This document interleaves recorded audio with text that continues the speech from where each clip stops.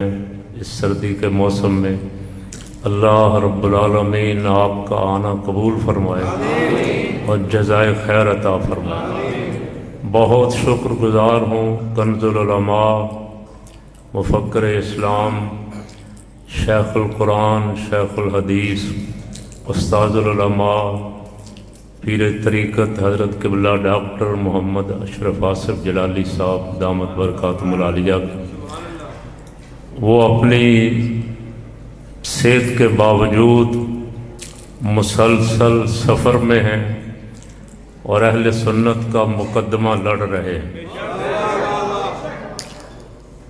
جو باطل قوتیں سر اٹھا رہی ہیں، ڈاکٹر صاحب ان کا بہت مدلل، شافی اور منہ توڑ جواب دے رہے ہیں۔ گزشتہ دنوں پاکستان میں ایک بلا نازل ہوئی تھی، ڈاکٹر ذاکر نالائق، تو میں نے ایک بڑے بدبودار نجدی کا بیان دیکھا۔ ڈاکٹر صاحب کا چیلنج تھا، تو اس بدبودار نجدی نے کہا جی کہاں ڈاکٹر ذاکر نائک اور کہاں اشرف آصف جلالی؟ تو میں نے کہا اگر تم اپنے باپ کے ہو، کلپ کہا، ویڈیو بلکہ میں کہا اگر اپنے باپ کے ہو تو اس ذاکر نائک کو ڈاکٹر صاحب کے سامنے بٹھا دو، اگر وہ 10 منٹ بھی نکال گیا تو ہم اپنا عقیدہ چھوڑ دیں۔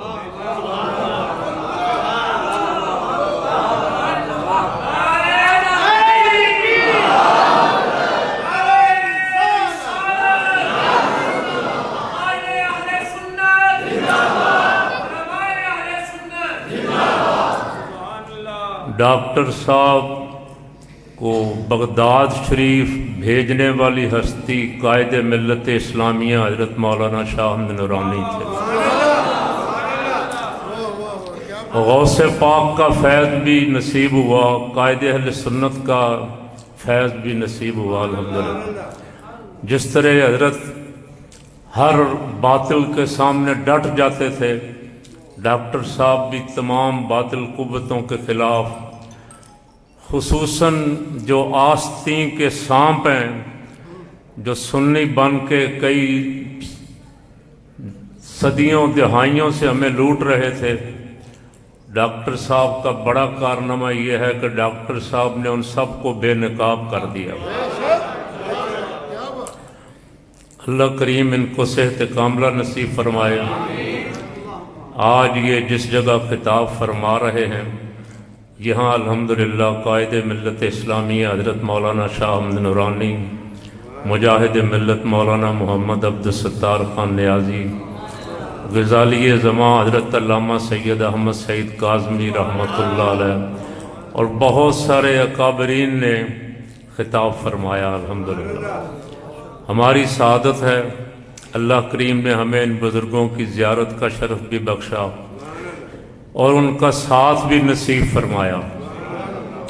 ابھی حضرت مولانا مختار احمد صدیقی صاحب فرما رہے تھے، ان کے بھائی کا گزشتہ دنوں انتقال ہوا ہے، دعا کریں اللہ ان کی مغفرت فرمائے۔ پیر سید منور شاہ صاحب طاہا مسجد والے، ان کے کزن کا انتقال ہوا کل، وہ بھی گجرات گئے ہوئے ہیں، اللہ پاک ان کی بھی مغفرت فرمائے۔